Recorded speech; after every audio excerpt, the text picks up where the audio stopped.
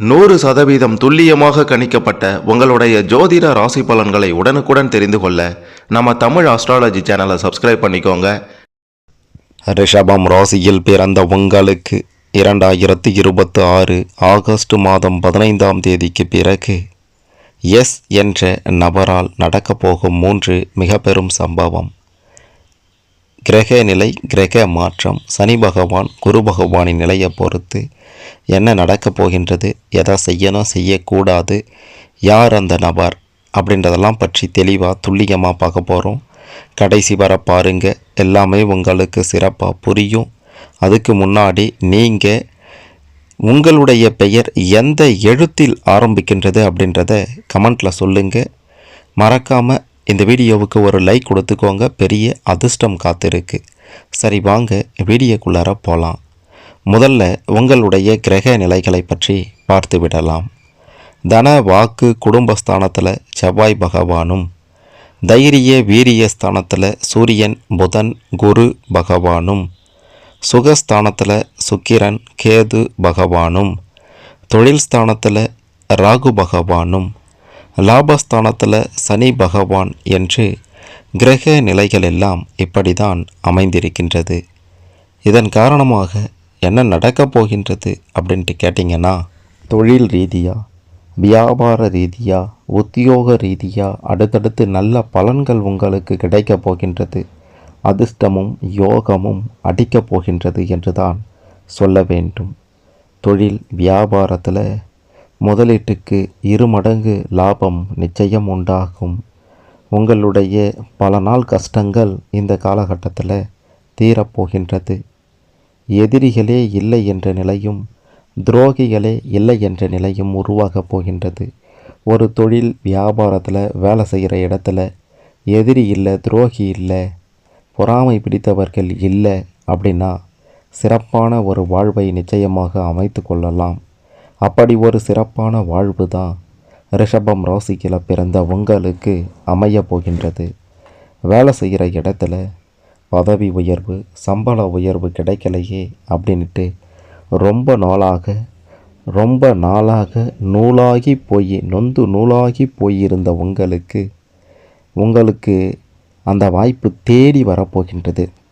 சம்பள உயர்வு, பதவி உயர்வு போன்ற நல்ல செய்திகள் உங்களுடைய காதுக்கு தேடி வரப்போகின்றது. இடமாற்றம் தேவை அப்படின்னா முயற்சி செய்து பாருங்களேன். நிச்சயம் அதுவும் உங்களுக்கு சாதகமாகவே நடக்கும். ஒட்டு மொத்தமாகவே உங்களுக்கு தொழில் ரீதியாக, வியாபார ரீதியாக, உத்தியோக ரீதியாக கொடிகட்டி பறக்கக்கூடிய நிலை தான் இருக்கின்றதே தவிர இறக்க நிலை அப்படின்ட்டு இல்லவே இல்லை. பெரும் முன்னேற்றம் தானே உங்களுக்கு உங்களுடைய வாழ்க்கையில் இனி நடக்கும்.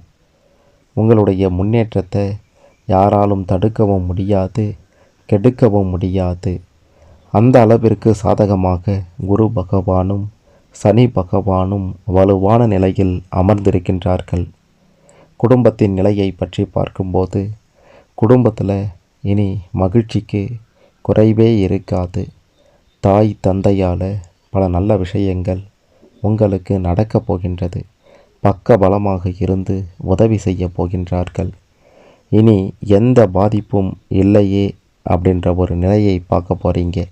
இனி நம்மளுக்கு ஆபத்தே இல்லை, இனி நமக்கு பிரச்சனையே இல்லை, சுகபோக ஒரு வாழ்வை நாம் அமைத்து கொள்ளலாம் அப்படின்ட்டு உங்களுடைய மனதிற்குள் ஒரு எண்ணம் தோன்றும். அந்த எண்ணம் நிஜமாக போகின்றது. உங்களுக்கு எல்லா வகைகள்லையும் அற்புத பலன்கள் கிடைத்துவிடும். சகோதர சகோதரிகளால் பேரும் புகழும் கிடைக்கப் போகின்றது. அவங்களால் எந்த பிரயோஜனமும் இல்லையே அப்படின்ட்டு புலம்பிக் கொண்டிருந்த உங்களுக்கு அவங்க வாண்டடாக தானாக வந்து உதவி செய்ய போகின்றார்கள்.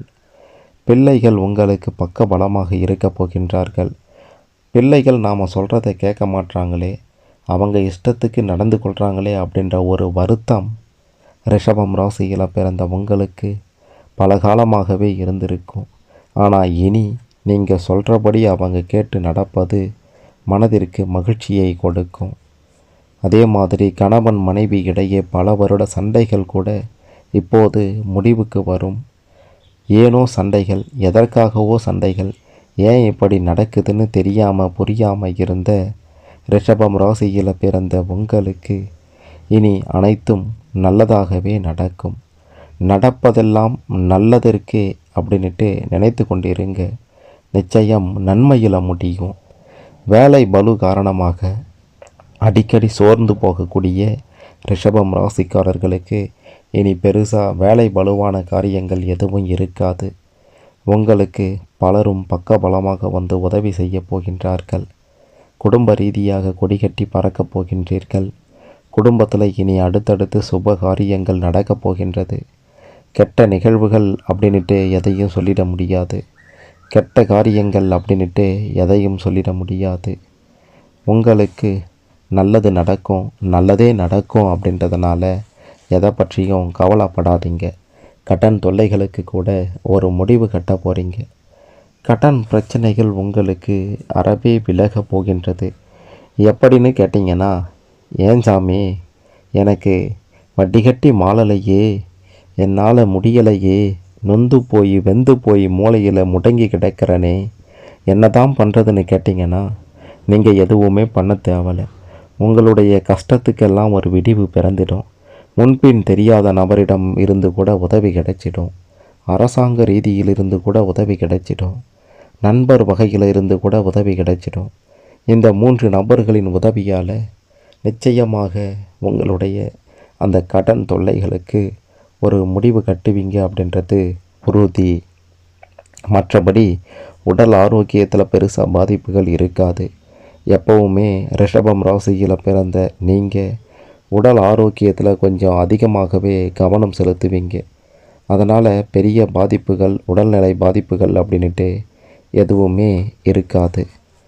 கடைசியாக ஒரே ஒரு முக்கியமான விஷயமும் இருக்கின்றது.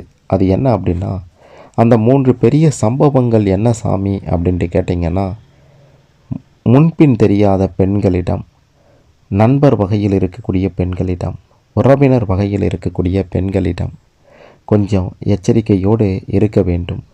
அதே மாதிரி எஸ் என்ற எழுத்தில் தொடங்கக்கூடிய நபரிடமும் கவனமாக இருக்க வேண்டியது அவசியம்.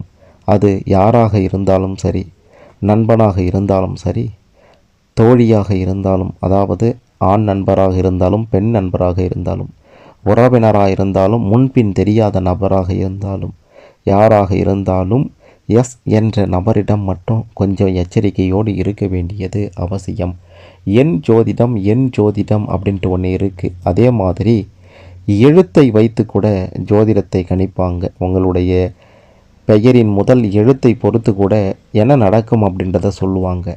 அந்த வகையில் தான் எஸ் என்ற எழுத்தில் ஆரம்பிக்கக்கூடிய நபரிடம் இந்த காலகட்டத்தில் கொஞ்சம் எச்சரிக்கையோடு கொஞ்சம் தள்ளியே இருங்க. ஏன்னா உங்களுடைய பேச்சு செயல் இதன் மூலமாக பிரச்சனை வரலாம். அது மட்டும் இல்லாமல் ஏன் அவங்க முன்னாடி நீங்கள் போய் நின்னா கூட என்னையா முறைக்கிற அப்படின்ற மாதிரி கேட்டு நீங்கள் சாதுவாகத்தான் சாதாரணமாக இருந்திருப்பீங்க. ஆனால் அவங்களுக்கு நீங்கள் அங்கே நின்று கொண்டிருப்பது, அவங்களை பார்ப்பது ஏதோ முறைப்பது போல் அவங்களுக்கு தோன்றியிருக்கலாம். அப்படி கூட பிரச்சனை வரலாம். நான் சிவனேன்னு தானே போயிட்டு இருந்தேன், சனி என்னை தேடி தானாக வருதுன்ற மாதிரி உங்களை தேடி எஸ் என்ற நபர் தானாக வந்து கூட பிரச்சனை செய்யலாம். அப்படின்றதுனால கொஞ்சம் இந்த விஷயத்தில் கவனமாக இருக்க வேண்டியது அவசியம். மற்றபடி பார்த்தீங்கன்னா, இந்த ஆகஸ்ட் 15க்கு பிறகு ரிஷபம் ராசியில் பிறந்த உங்களுக்கு பெருசாக எந்த பாதிப்புகளும் கிட்ட கூட வராது. இந்த பிரச்சனையில் இருந்து மட்டும் கொஞ்சம் தள்ளியே இருங்க. மற்றபடி உங்களை எதிர்க்க ஆளும் இல்லை, உங்களை மிஞ்ச ஆளும் இல்லை. கொடிகட்டி பறப்பீங்க. அதிர்ஷ்ட யோகமும் ராஜ யோகமும் அடுத்தடுத்து ஒவ்வொரு நாளும் இந்த ஆகஸ்ட் மாதத்தில் அடித்து கொண்டே இருக்கும். வரக்கூடிய வாய்ப்பை மட்டும் கொஞ்சம் கெட்டியாக பிடித்து கொள்ளுங்கள். சிறு வாய்ப்பு தானே, இதில் என்ன நடந்துட போகுது அப்படின்ற மாதிரி கோட்டை விட்டீர்கள் என்றால் 7 தலைமுறைக்கு உட்கார்ந்து சாப்பிடக்கூடிய அளவிற்கு வரக்கூடிய யோகம் கூட உங்களை விட்டு விலகிவிடும். ஆகையால் சின்ன வாய்ப்போ பெரிய வாய்ப்போ அதெல்லாம் பற்றி பெருசாக கவலை கொள்ளாதீங்க. வரக்கூடிய வாய்ப்பை பயன்படுத்துங்க. சிறப்பான வாழ்க்கை, செல்வ செழிப்பான வாழ்க்கை ரிஷபம் ராசியில் பிறந்த உங்களுக்கு அமையும் அப்படின்றது உறுதி. மற்ற ராசிக்காரர்களை விட ரிஷபம் ராசியில் பிறந்த உங்களுக்கு எல்லா வளமும் செல்வமும் இந்த காலகட்டத்தில் கிடைக்கும். வண்டி வாகனங்கள், வீடு, சொத்து சேர்க்கை இதெல்லாம் உங்களுக்கு அமையக்கூடிய யோகமும் 100% இருக்கின்றது அப்படின்றதையும் சொல்லியே ஆக வேண்டும். செல்வ செழிப்பான சுகபோக ஒரு வாழ்க்கையை அமைத்து கொண்டு சிறப்பாக வாழ வாழ்த்துக்கள் ரிஷபம் ராசிக்காரர்களே.